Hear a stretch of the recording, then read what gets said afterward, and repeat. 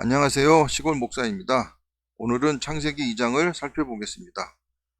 먼저 2절을 보시면 하나님이 하시던 일을 일곱째 날에 마치셨다고 기록되었는데 잘못 보게 되면 일곱째 날까지 일을 하신 것으로 이해할 수가 있기에 일곱째 날이 이를 때라고 보시면 이해가 쉬울 것입니다. 유대인들은 이 말씀을 근거로 금요일 저녁 6시경부터 안식일을 시작합니다. 우리는 자정을 기준으로 하루를 정하기에 우리와는 하루를 셈하는 기준이 달라 앞으로 성경을 보실 때 이 부분을 염두에 두셔야 할 것입니다. 4절에는 성경 처음으로 여호와라는 하나님의 이름, 즉 하나님의 성호가 나옵니다. 그런데 유대인들은 이 여호와를 발음이 나는 대로 읽는 것이 아니고 아도나이라고 읽고 있습니다. 그 이유는 하나님의 이름을 망령되이 부르지 말라는 하나님의 명령 때문이라고 합니다. 그 때문인지 하나님의 정확한 이름을 아무도 모르게 되었다고 합니다. 우리만 여호와 또는 야훼라고 부르는데 하나님이라는 칭호가 있기에 굳이 정확하지도 않은 하나님의 이름을 부를 필요가 없을 것입니다. 그런데 여기서 또 문제가 발생합니다. 출애굽기 6장 3절을 보시면 하나님께서 아브라함은 물론 야곱에게까지도 하나님의 이름을 알리지 않았다고 합니다.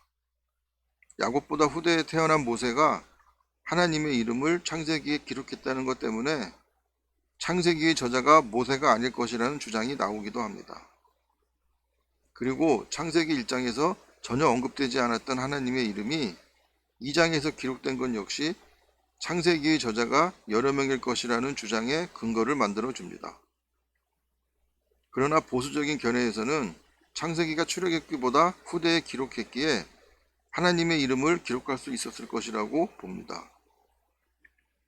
7절에 사람이 생명이 되니라 라는 말도 상당히 어려운 말이기에 공동번역에서는 사람이 숨을 쉬었다 라고 쉽게 번역하였기에 참고하시면 이해가 도움이 될 것입니다.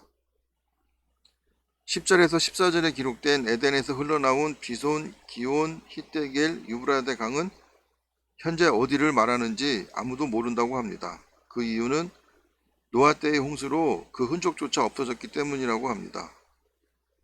유브라데 역시 현재의 유프라테스 강을 말하는 것이 아니라고 합니다.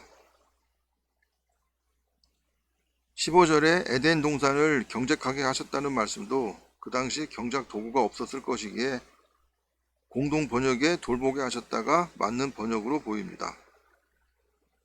2장의 창조 순서를 보시면 1장의 창조 순서와 다른 것을 발견할 수 있는데 모세가 창세기를 기록할 당시 창조에 대한 전승이 두 가지였다고 보기도 하고 저자가 달라서 순서가 다르다고 보기도 합니다.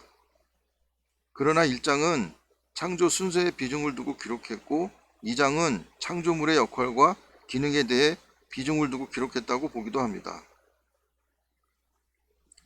24절에는 부부가 한 몸을 이룬다고 기록되었는데 그래서인지 한자 결혼과 혼인의 혼자가 여성이 성을 바꾸는 날이라는 뜻으로 만들어진 것을 알 수가 있습니다. 결혼하면 여자가 남자의 성으로 바꾸는 것도 그런 이유가 있는 것 같습니다. 물론 우리나라는 여자가 성을 바꾸지 않지만 말입니다.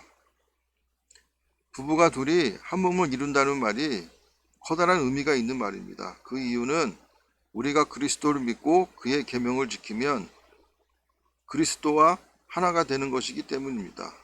그리스도와 우리가 한 몸이 될 때 우리가 하나님의 양자가 되므로 하나님을 아버지라 부를 수 있게 되고 독생자 그리스도가 물려받을 유업인 천국을 우리도 물려받을 수 있게 되는 것이기 때문입니다. 에덴 동산에 있던 아담과 하와는 벗었으나 부끄러워하지 않았습니다. 그것은 탐심이 없었기 때문이라고 합니다. 그리스도를 믿는 사람들을 우리는 성도라고 부릅니다. 그렇다면 성도는 갈라디아서 5장 24절에서 말하는 그리스도 예수의 사람일 것입니다. 그리스도 예수의 사람은 정욕과 탐심을 온전히 버려야만 제대로 된 그리스도의 사람이라고 할 수 있을 것입니다. 성도는 탐심을 지니면 안 됩니다. 그리고 성도들로 구성된 교회 역시 탐심이 없어야 합니다. 이 영상을 보시는 분들은 온전히 탐심을 버림으로 진정한 그리스도인이 되어 모두가 천국에서 영생하시길 소원합니다. 감사합니다.